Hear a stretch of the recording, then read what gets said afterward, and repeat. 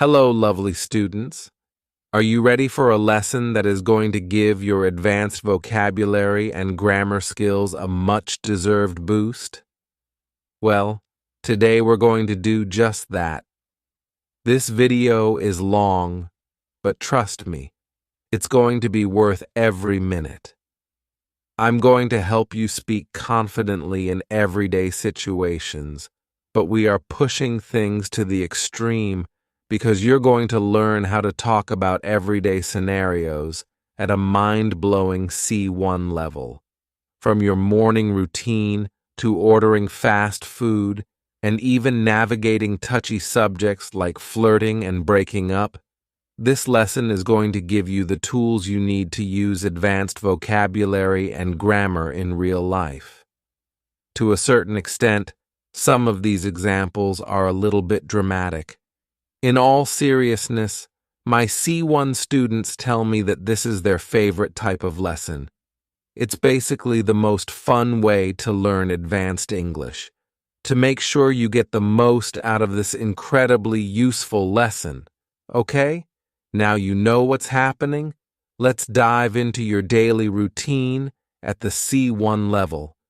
Get ready to learn how to describe your day-to-day life with really impressive vocabulary and grammar. Hello, lovely students, and welcome back to Bookish English. The first thing you learn when you take your first English class is normally the daily routine, right? I wake up, I get up, I eat breakfast, and I thought, what would a daily routine look like at the C1 advanced level? I started to write this lesson just as a little experiment, and it ended up becoming so interesting that I've decided to make it into a video for you. In this lesson, I'm going to give you a daily routine on steroids. On steroids means the most extreme version or a very extreme version. In this daily routine, I am going to give you a ton of super advanced C1 vocabulary, and we're going to cover lots and lots of C1 level grammar structures. So, if you really want to test your English skills, this lesson is for you. I also want to mention, before we start, that this is going to be quite an extreme daily routine. And some people will probably want to let me know, English people do not speak like this in real life.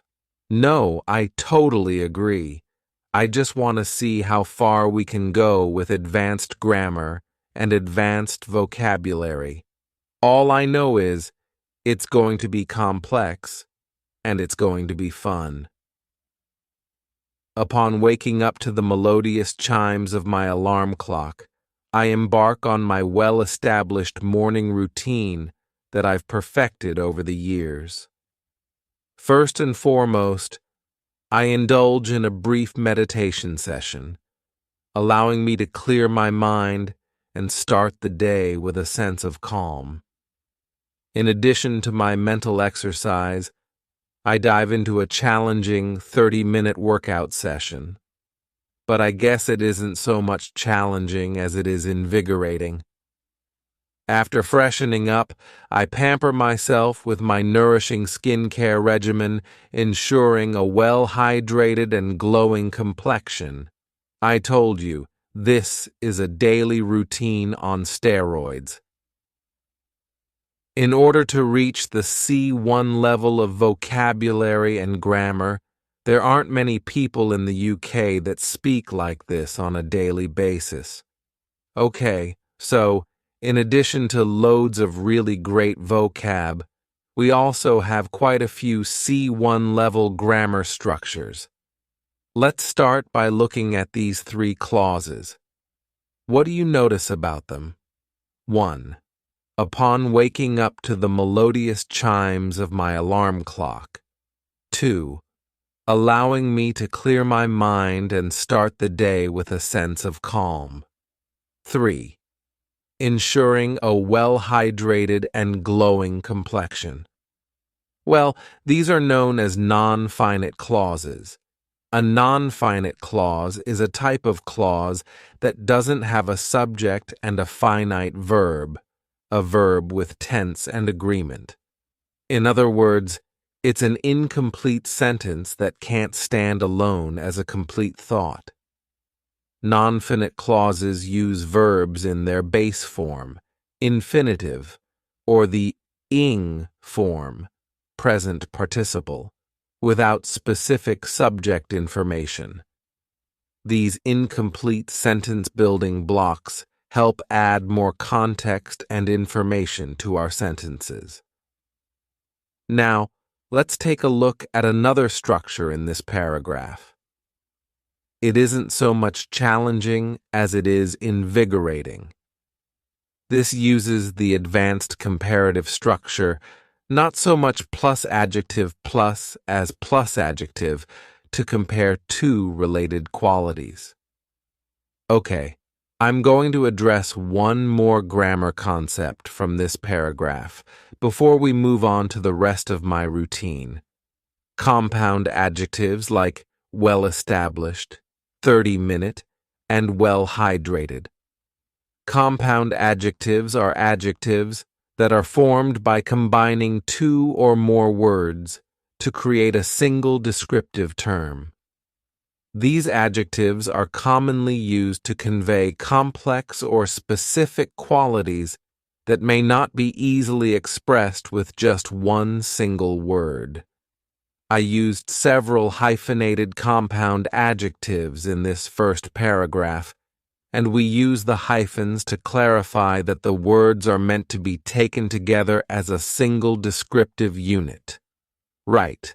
Let's see what I get up to with the rest of my C1 extreme. This is going to get complex. No sooner have I got dressed in my most casual yet professional attire than I am wolfing down a hearty breakfast to fuel my day ahead. With a steaming cup of herbal tea in hand, I scan the morning headlines to stay informed on the happenings of the world. Meanwhile, as I commute to work, I immerse myself in an audiobook, relishing the well-written prose and captivating storytelling. Thus, I arrive at work, ready to tackle the day ahead of me. Wow, that's really sounding like a novel at this point. Okay, let's see what we've got here. In the first sentence, no sooner have I got dressed in my most casual yet professional attire than I am wolfing down a hearty breakfast to fuel my day ahead. The construction, no sooner have I got dressed, is an example of negative inversion. Negative inversion is one of my favorite grammatical structures. I absolutely love the way it sounds, and when students learn it, they can instantly sound so intelligent when they speak. Negative inversion is where the usual word order of a sentence is inverted or changed when a negative adverbial expression is used at the beginning of the sentence. The construction is important because it adds emphasis. I'm not just saying, I have got dressed, but I'm highlighting the immediacy of the action by using no sooner. This construction often indicates that one action happens immediately after another, almost without any delay. Using negative inversion helps to add a little flair to the story instead of sticking to the same subject-verb type construction. But it should be used sparingly. If you use it too much, it will sound pretty contrived.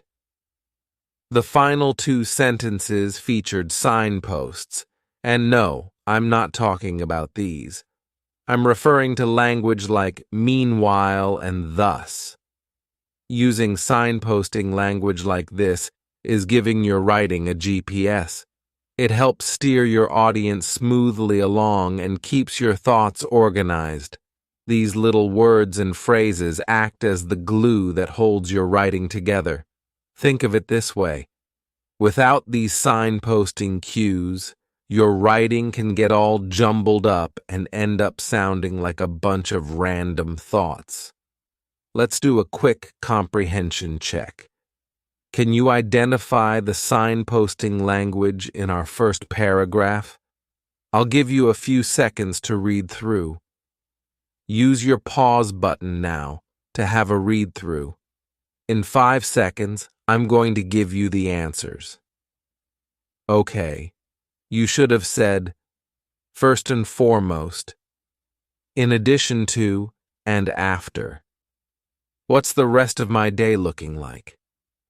Upon arriving at the office, I buckle down and get on with my work, meticulously completing my tasks in the most efficient way possible.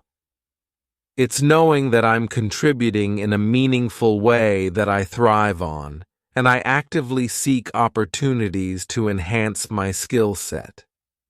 Throughout the day, I engage in productive dialogues with colleagues, synergizing ideas and learning from their unique perspectives. All right, we have a few things to look at here. First, we have the clause, meticulously completing my tasks in the most efficient way possible. This utilizes a post-modified superlative adjective. That's quite a mouthful. A post-modified superlative adjective is an adjective that is placed after the noun and modifies or adds emphasis or specific information about the noun. This construction is used to highlight the extreme quality of the noun in comparison to others of its kind. The structure of the second sentence was a bit of an odd one. It is knowing that I am contributing in a meaningful way that I thrive on, and I actively seek opportunities to enhance my skill set. We call this a cleft sentence. A cleft sentence is a grammatical construction used to emphasize a particular element in a sentence by dividing it into 2 clauses. I know I said that negative inversion was my favorite, but I actually think it ties with cleft sentences. Once you master these, it opens up an opportunity to really add some interest to your creative writing. The purpose of a cleft sentence is to bring attention to a specific part of the sentence, often by reorganizing the structure to highlight that element. In this case, I wanted to highlight knowing that I'm contributing in a meaningful way, so I was able to restructure my sentence to make sure that this portion of the sentence was the main focus. They're pretty nifty, these cleft sentences. Okay, let's move on to the final part of my routine. As the day draws to a close, I reflect on my achievements, striving to be the best version of myself, both personally and professionally. All I hope is that I outdo my previous accomplishments each day as I embrace life with unwavering determination. By adopting this disciplined and purposeful routine, I feel confident that I can continue on a path of self-improvement and well-being. I feel like I'm becoming less and less likable as this daily routine goes on, but it's not about me, it's about the grammar. So, let's see what we have here in the first sentence. As the day draws to a close, I reflect on my achievements, striving to be the best version of myself, both personally and professionally. We have a few different things going on here. First, we have as the day draws to a close, which is a subordinate clause. By C1, you should already be familiar with them. These are clauses that can't stand on their own as individual sentences. They have to be attached to a main or independent clause. We also have a participle clause. striving to be the best version of myself, both personally and professionally. A participle clause is a type of non-finite clause, as we discussed before.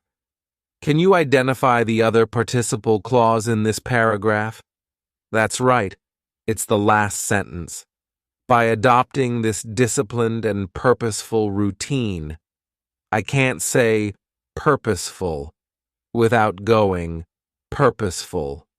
Purposeful. It's quite a stuffy sounding word to me, quite old-fashioned. Very purposeful. This participle clause also functions as an adverbial phrase because I use the preposition by, explaining how the action in the main clause is achieved. Finally, we saw another common construction of a cleft sentence. My other favorite, all I hope is that I outdo my previous accomplishments each day as I embrace life with unwavering determination. The structure what or all plus clause plus be plus clause is quite commonly used, so it's a good one to have in your back pocket. Oh my word. That was an intense lesson. That's probably one of the most advanced English lessons I have ever delivered. Okay, now that you can talk about your daily life like a pro, let's move on to food and drink. Everyone can relate to this topic, right? And now you'll learn how to discuss it at an advanced level. But before we dig into that, because we will talk about that phrase. Hello, lovely students, and welcome back to Bookish English. Here's a question for you.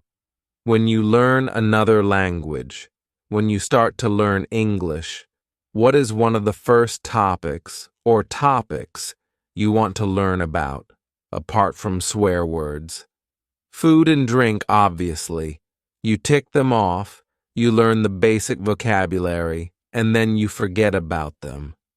I want to bring them back. Today we're going to learn food and drink, C1 to C2 advanced level. Let's get started with the lesson. And I must say, when you get to a really advanced level of English, people like to say in the comment section, but people don't talk like this in real life. I agree with you, lots of people don't, and it's not necessary. I would say reaching B2 is the level that allows you to really exist in English. C1 is when you are completely fluent to the point where you can have very nuanced conversations. The vocabulary we'll discuss today is the kind of vocabulary you might find in a piece of creative writing, or you might use with someone who is a real foodie or cooking enthusiast. Okay, let's start. I consider myself a bit of a foodie, but I'm definitely not a food snob. I'm just as happy tucking into a simple homemade meal as I am polishing off a Michelin-starred work of art. On a normal day, when I wake up, I force myself to gulp down a big glass of water before I indulge my caffeine addiction and brew an aromatic cup of coffee. That first swig always hits the spot. Fellow caffeine addicts, raise your hands. Sometimes I like to work up an appetite before breakfast by going for a run. Other times, I can't wait, and I gobble down a steaming bowl of porridge immediately. Okay, here are some of the vocabulary I want to pick out. The first is the phrasal verb to tuck in, or to tuck into, which means to start eating enthusiastically. After hours of preparation, everyone was ready to tuck into the roast dinner. Next, to polish off, another phrasal verb, means to finish all of something, especially food. I always imagine polishing a plate because it's so clean, because you've eaten everything. I can't believe you polished off that entire pizza by yourself. And next, to gulp down, another phrasal verb. This means to drink very quickly. After a run, I often gulp down a big glass of juice. And to gulp is to swallow. Sounds the same. Gulp. The next verb is to brew, which means to make coffee or tea by adding hot water to the beans or the bag. The highlight of my morning is the fresh pot of coffee my husband brews every day. Sometimes we will call a cup of coffee or a cup of tea a brew. Do you fancy a brew? As a noun. Next, we had an adjective, aromatic. And please focus on the pronunciation here. Aroma, as a noun. Aromatic, as an adjective. This means having a pleasant and distinctive smell. Spices like cardamom and cinnamon make curry an aromatic dish. Note that we can use it sarcastically. If I smell a dirty sock, I might say, very aromatic, meaning it stinks. Number 6. This is a noun. A swig. It means an amount of something that you drink quickly, and it can also be used as a verb, meaning to have a large, quick mouthful of a liquid or gulp of a drink. After reaching the peak of the mountain, he took a big swig from his flask of iced tea. We take a swig. You can say to have a swig, but take is the stronger collocation. We could also say he swigged from his flask of iced tea, though that's slightly less common. Number 7. A nice phrase here, to work up an appetite. To work up an appetite means to do something, normally strenuous, that makes you feel hungry. I was gardening all morning, and I really worked up an appetite. And the final one, a nice slang phrasal verb, to gobble down. To gobble down means to eat very quickly with lots of swallowing. It's just an emphasis here. This particle doesn't really change the meaning of the verb. It's a bit like with to sit and to sit down. There's no real change. We're just emphasizing the direction of the action. The food is going down. An example. My dog always gobbles down his dinner as soon as I give it to him. That is so true. He really does gobble down. There's no better verb or phrasal verb to describe it. Okay, next part of the story. When I have time, I love nothing more than whipping up some dishes in the kitchen. When I was in Tuscany recently, I learned to make this incredibly flavorsome pasta sauce. The ingredients are so simple but fresh, and it's mouth-watering. I love cooking one-pot meals too, because they're so easy and there's minimal cleanup. Speaking of which, we're very lucky to have a dog who hoovers up any stray crumbs, so our kitchen is usually pretty clean. Okay, there was a lot of good vocab in that passage, so let's have a look. Number 9. We have to whip up. To whip up is a nice slang phrasal verb. It means to cook something quickly, especially using whatever ingredients you have to hand. Don't worry, everyone. I'm going to whip up a gourmet feast of beans on toast. Beans on toast is a really typical British meal when you don't have any food in the house.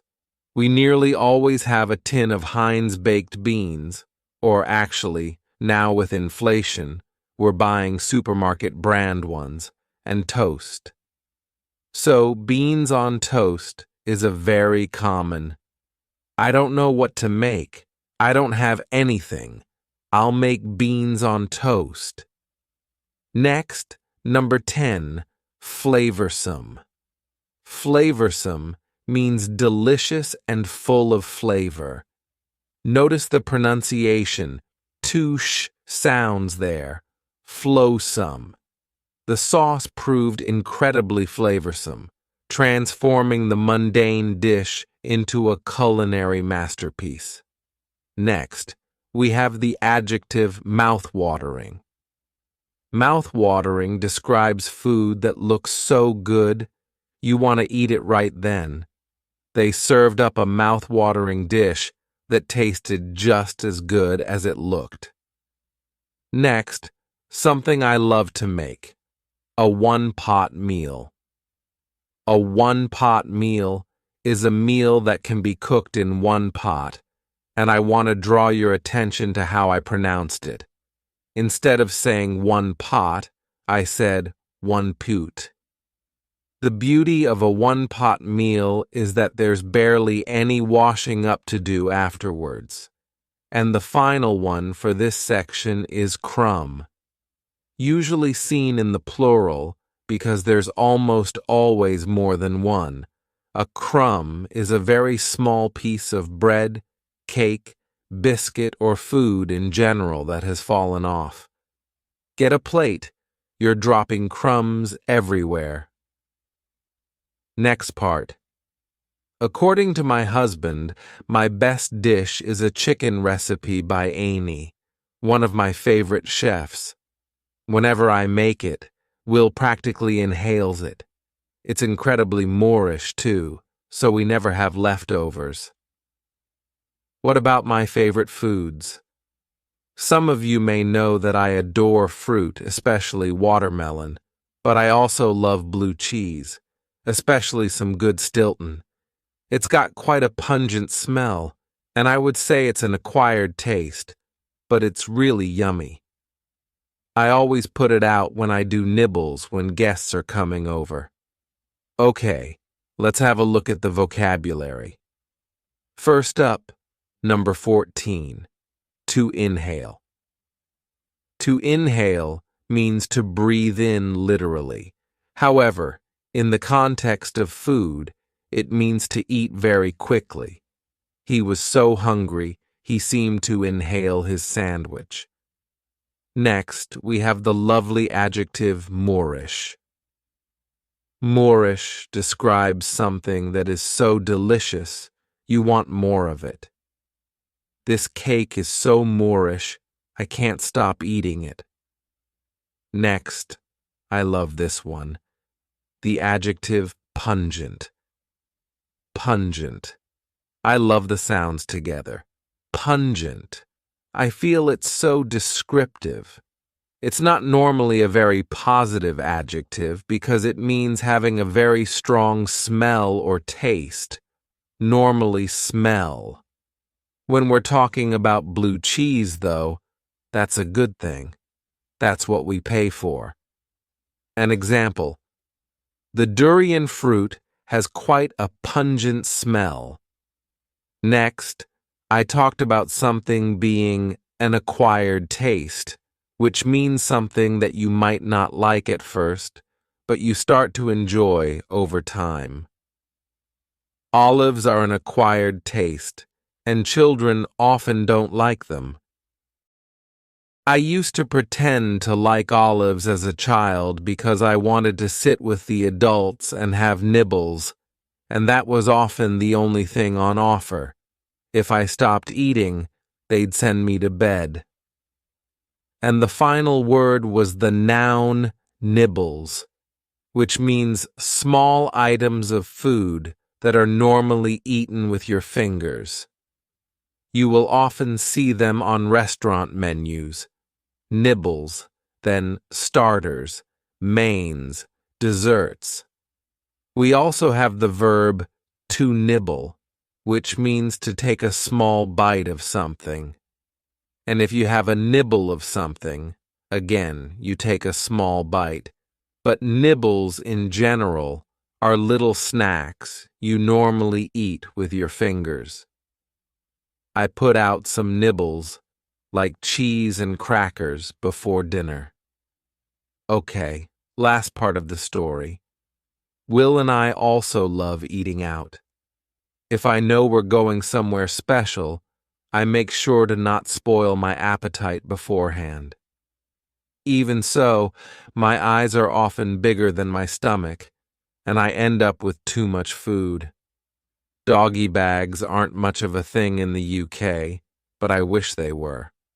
I always walk out of a restaurant completely stuffed. Okay, finally, here are 4 more words and phrases to finish off this video. Number 19, to spoil one's appetite. To spoil one's appetite means to eat something before a meal that causes you to fill up or not feel hungry. Don't have that chocolate bar. It'll spoil your appetite. Next one, eyes are bigger than one's stomach. If your eyes are bigger than your stomach, it means you order or put too much food on your plate and you can't finish it. I always have eyes bigger than my stomach at a buffet. I want to pile my plate with absolutely everything, and then when I start eating, I realize I've taken way too much. An example. Sorry, I really can't finish this. My eyes were bigger than my stomach.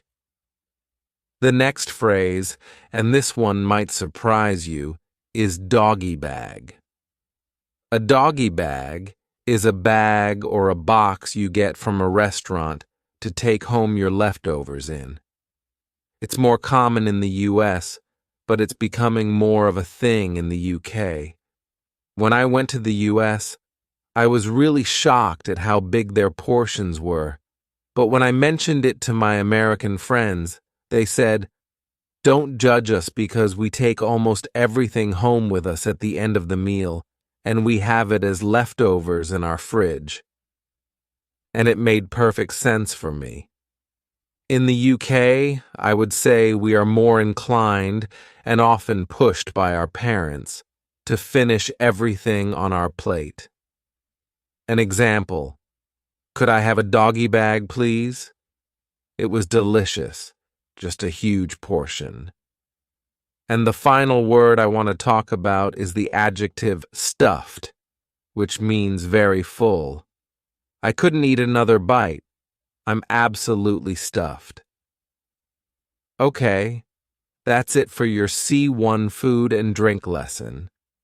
Now that you've got a taste for food and drink vocabulary, let's focus on a specific scenario, ordering a coffee. If you're not a coffee person, don't worry. These skills can be applied to ordering whatever your drink of choice might be. Let's take your coffee ordering skills to the next level. Hello, lovely students, and welcome back to Bookish English. Today, I decided to really push myself and push you too, and see if I could write a lesson about ordering a coffee in English at a C1 level.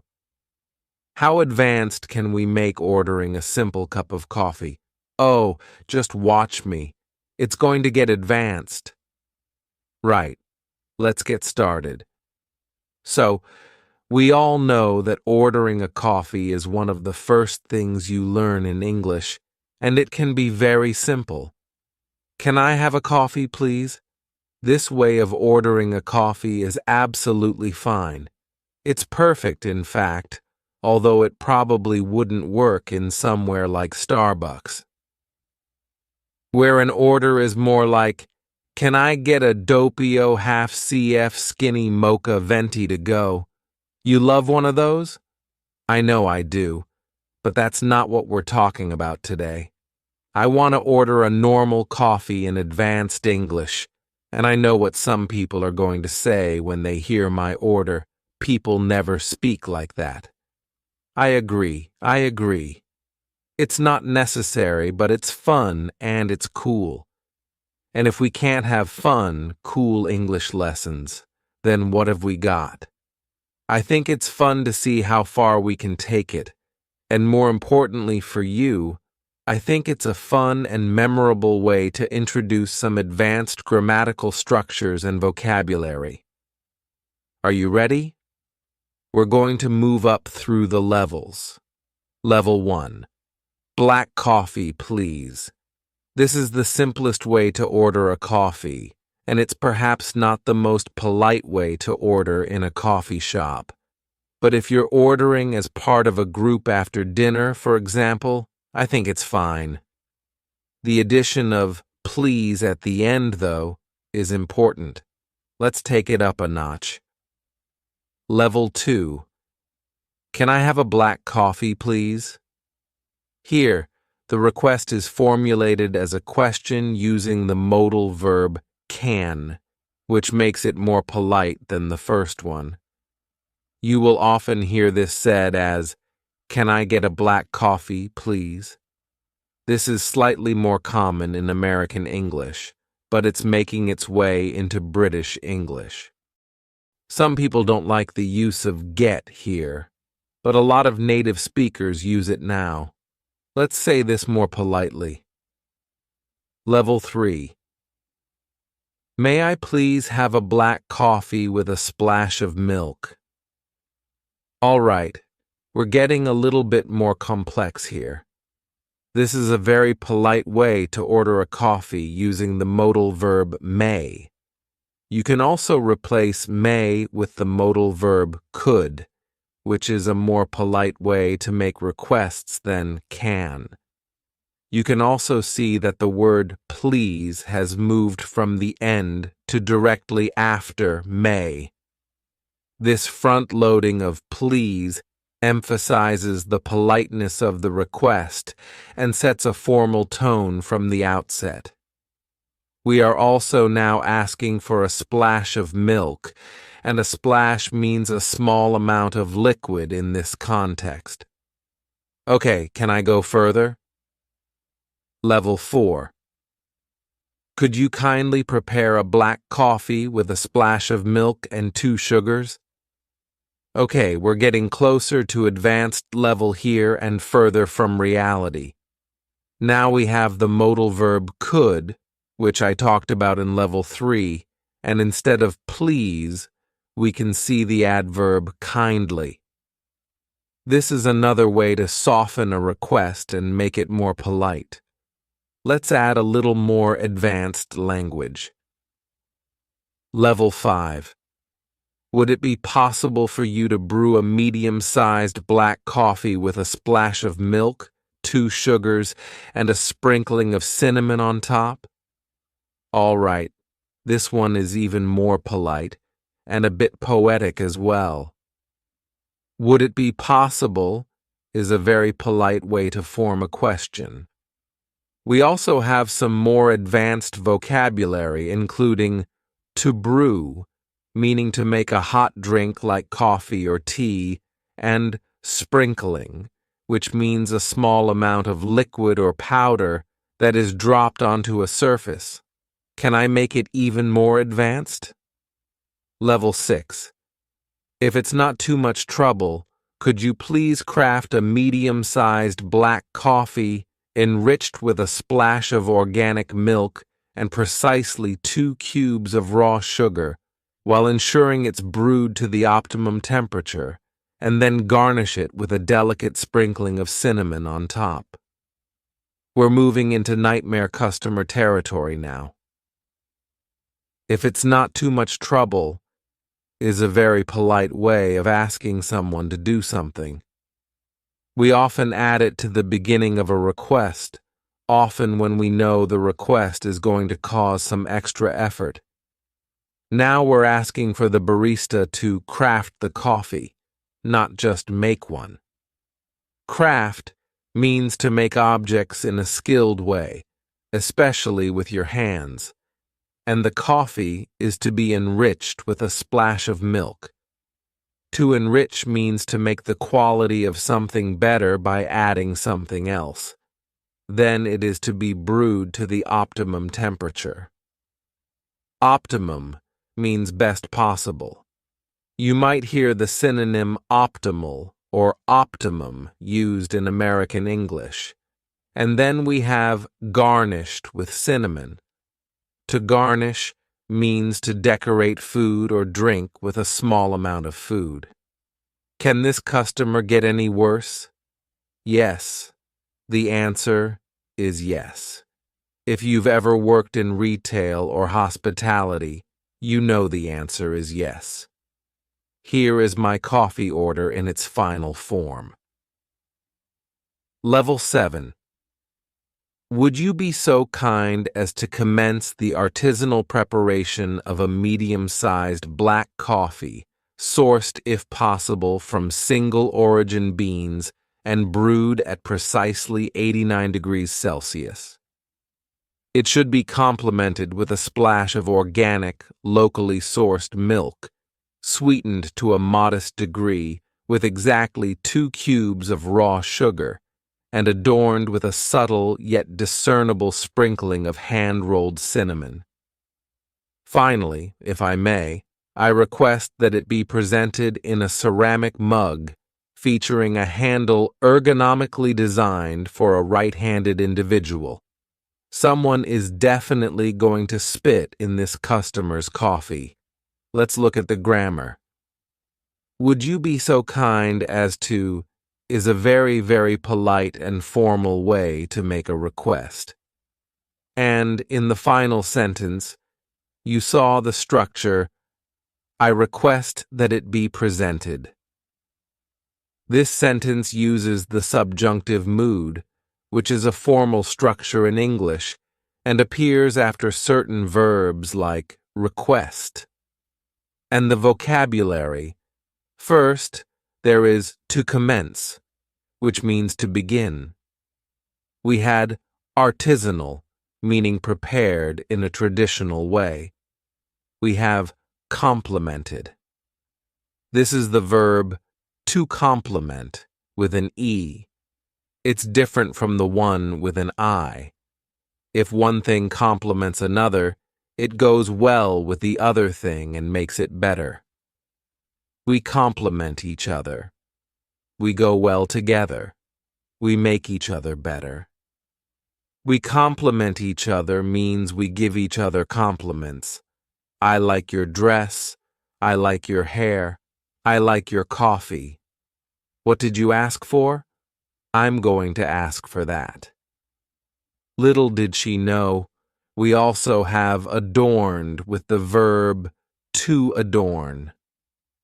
To adorn means to add something decorative to a person or thing to make it more attractive. We also have the adjectives subtle and discernible. Subtle means not obvious or noticeable, while discernible means able to be recognized. So I wanted it subtle but discernible. Nightmare. And finally, perhaps the most egregious request, an ergonomically designed handle. Ergonomic means in a way that makes something, equipment or furniture, comfortable and effective for people who use it. What did you think of my C1 level coffee order? Is it realistic? Is it interesting? I think so, and I hope it will help you remember some of the structures and vocabulary that I've presented. We really do use all of these words and phrases in real life. Okay, now it's time to shift gears and spice things up. In this lesson, we're going to explore the art of flirting in English. You're going to learn colloquial language and slang that will help you navigate these exciting social interactions. Let's get flirty. Hello, you gorgeous things, and welcome to my super advanced lesson on flirting. In this lesson, I'm going to show you how you can ask someone out, how you can flirt with someone at a C1 to C2 advanced level.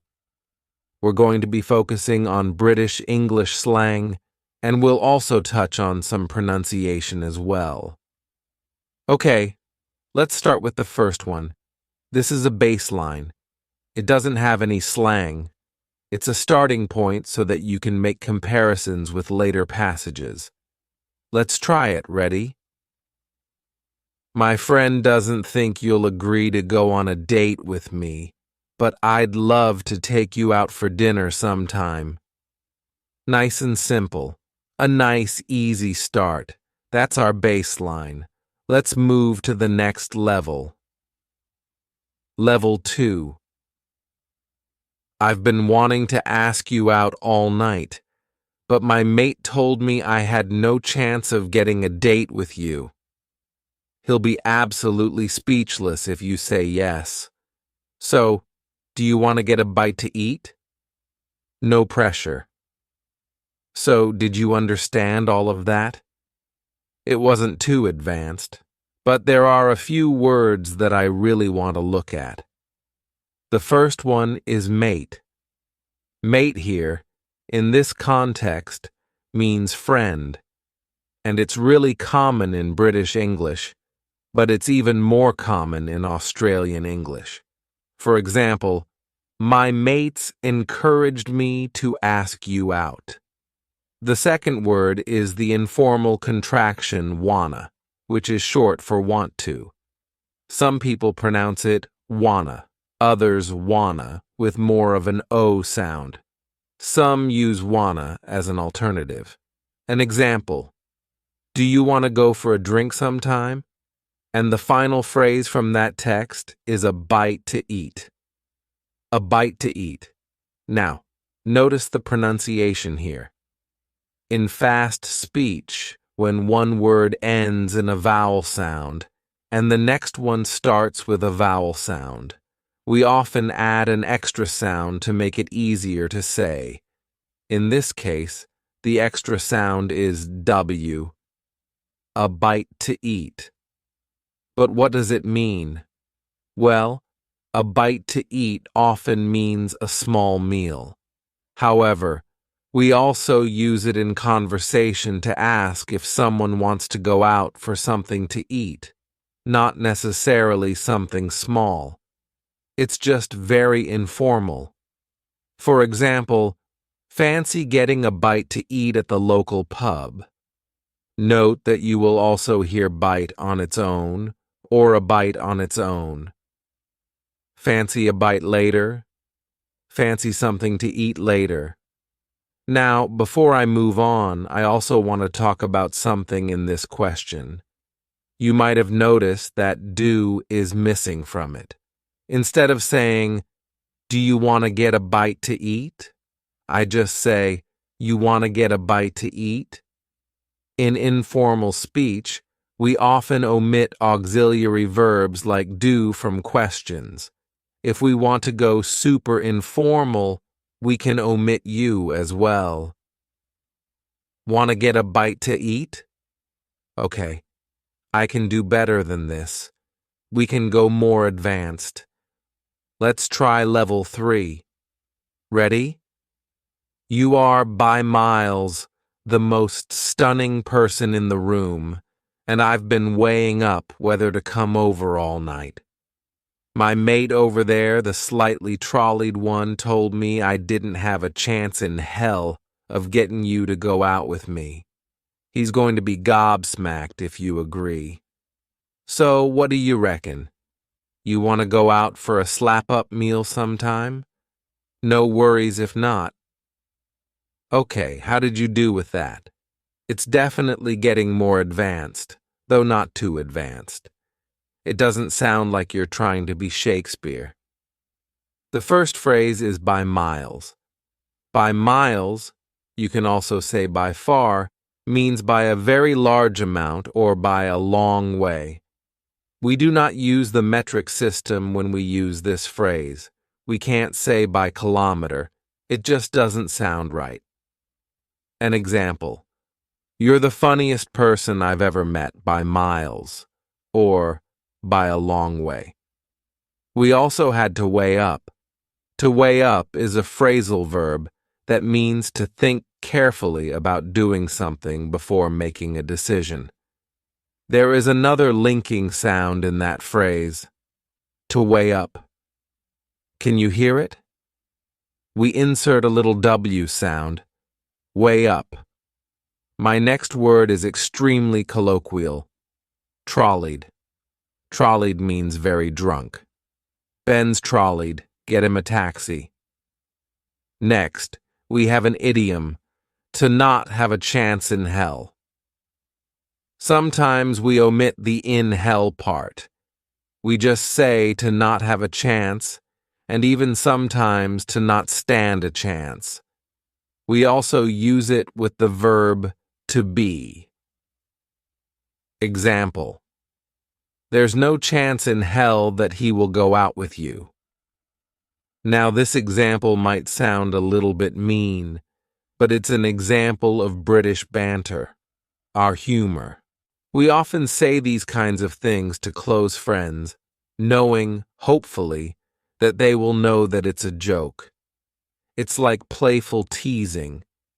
It can go too far, but be prepared for it if you come to Britain and mix with Brits. Next, I just want to mention gonna from that text.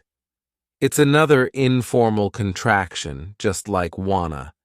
Gonna is generally pronounced with the schwa, G-N-A, gonna. An example: you going to ask him out or not? Another great word, super informal gobsmacked. Gobsmacked.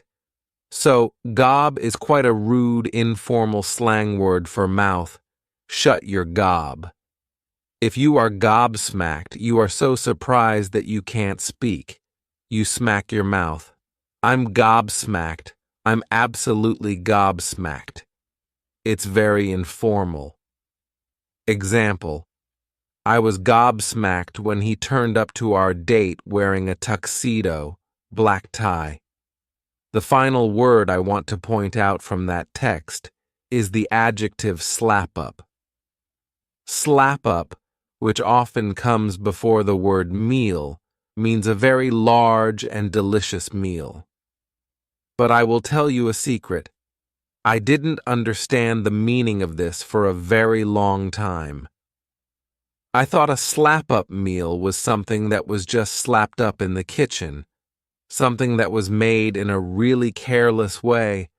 So honestly, if someone had invited me for a slap-up meal, I'd have said, well, maybe you could put in a little bit more effort. An example: I'd love to take you out for a slap-up meal sometime. A really large, delicious, and luxurious meal. That was good, but I think we can make it even more advanced.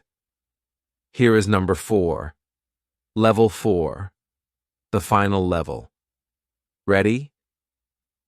My mate, the tipsy one by the bar, is absolutely sick of me banging on about how stunning you look, and told me to shut my cake hole and do something about it. Anyway, I decided nothing ventured, nothing gained, so I'm here to ask you out for dinner. He'll be floored if you say yes, maybe literally. He's more than tipsy, to be honest, and I'll be well chuffed to get a date with the fittest person in London. No stress if you don't fancy it, though. Okay, how was that one? Would you say yes to me? It was packed full of slang, so let me break some of it down for you. We have to be sick of something.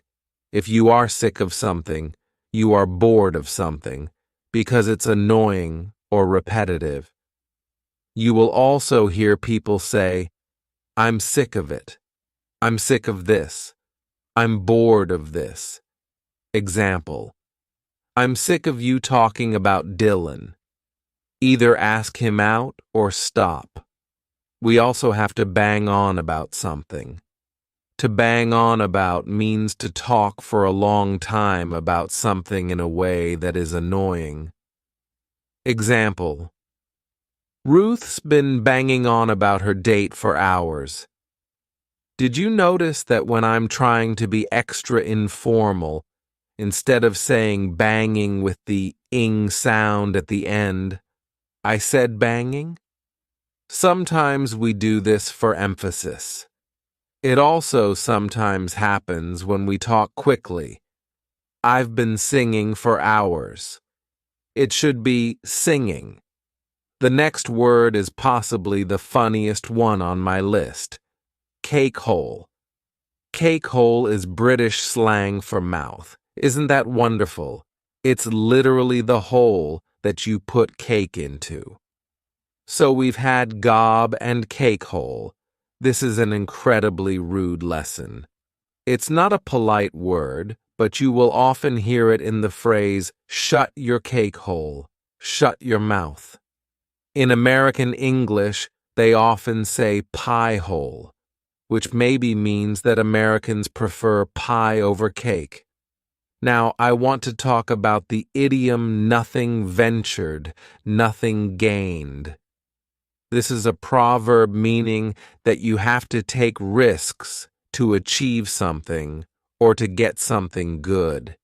If you don't take any risks, you won't get the reward. Example: just ask Raby on a date. Nothing ventured, nothing gained. Next, let's look at the verb to floor, which means to confuse or surprise someone so much that they don't know what to say. Very slang here. You saw this phrase in the passive voice, he'll be floored, but you can also use it in the active voice. Amelia floored me when she asked me if I wanted to dance. I didn't think she knew who I was. After that, you heard the most marvelous slang adjective, chuffed. Chuffed means very happy, proud, or sometimes even satisfied in a really positive way. I was really chuffed, surprised, and happy. I was really chuffed when Tom gave me his phone number, or I was so chuffed with my exam result. We sometimes say, well chuffed, or chuffed to bits for emphasis. Using well instead of very or incredibly is uber slang. It's not traditionally grammatically correct, but it's a common feature in many dialects. Example: you look well nice today. That food is well good.